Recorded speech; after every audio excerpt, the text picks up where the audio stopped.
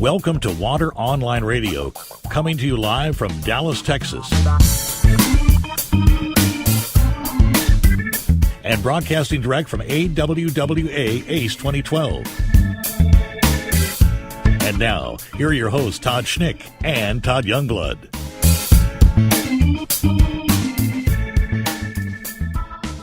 We're coming to you live from Dallas, Texas. This is day 3 of AWWA ACE 2012 and Water Online Radio.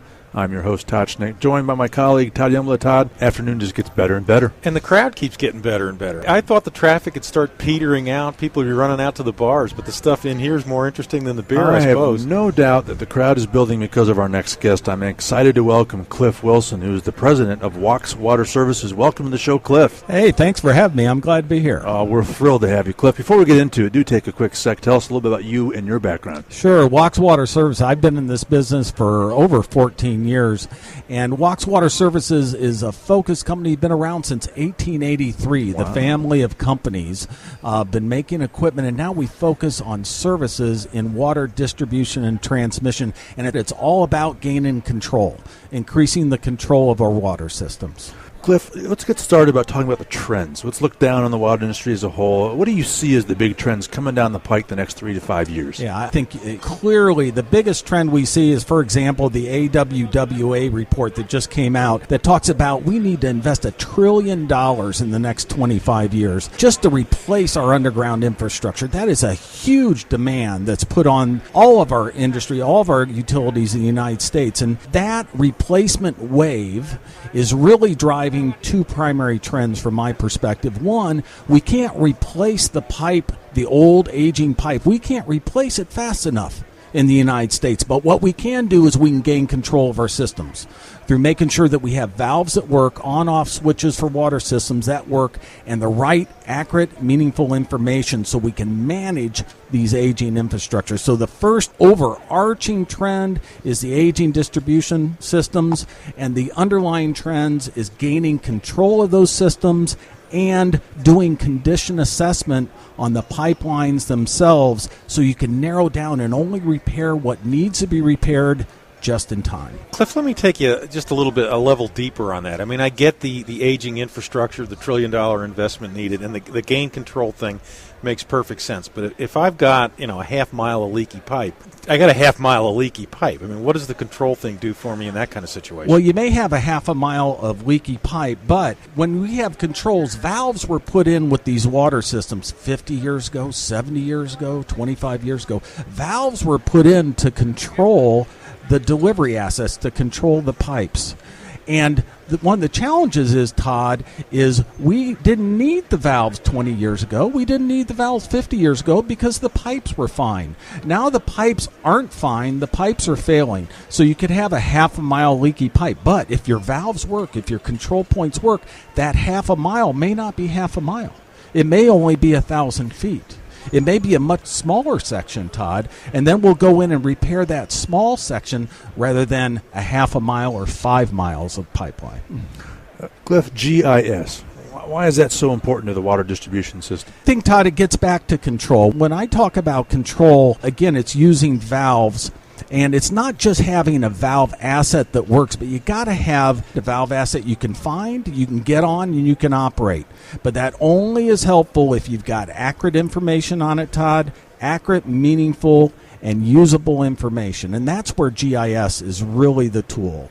And we've used GIS as an elegant mapping tool in our industry for years and years. But really where it's moving now is bringing that information down into the hands of the people that operate the systems so they can operate more efficiently.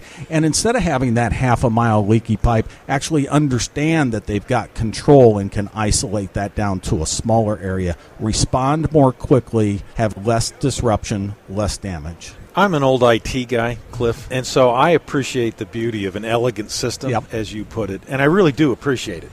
I mean, and it's important to have those kind of things. But I blow away all the smoke. At the end of the day, I care about the dollars and the cents. Talk a little bit about the financial impact, the 1,000 feet of leaky pipe Sure. as opposed to the half mile. The control aspect, the financial impact, Todd, it all comes down to time and physical space. What do I mean by that? If we have a main break, and if I can isolate that in a short period of time, I'm losing less water, there's less traffic disruption, there's less collateral damage. If I can do that in a short shut with, for example, 3 valves.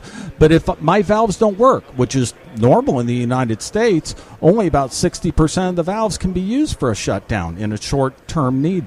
So instead of a 3-valve shutdown, now, this third valve didn't work. My teams are spending additional time moving out, shutting down additional valves, additional customers go out, more water spilled on the street, more traffic disruption, more collateral damage. And that's where the savings comes in, Todd. Talk more on the capital side. I mean, it makes perfect sense exactly what you're saying from an expense control standpoint. How about on the capital investment side? I think the control, that's a fascinating thing to me, is control has a real impact not only on the operations and maintenance savings, which is just what we talked about, the collateral damage, traffic, business disruption, but the capital side, it's got 2 big factors to it. If I've got better control of my system so I can look at it as smaller segments of pipe, I can reduce my capital spend. And instead of replacing 2,000 feet of pipe, I might only need to replace 1,000 feet, and that narrows it down, and that reduces my capital spend. And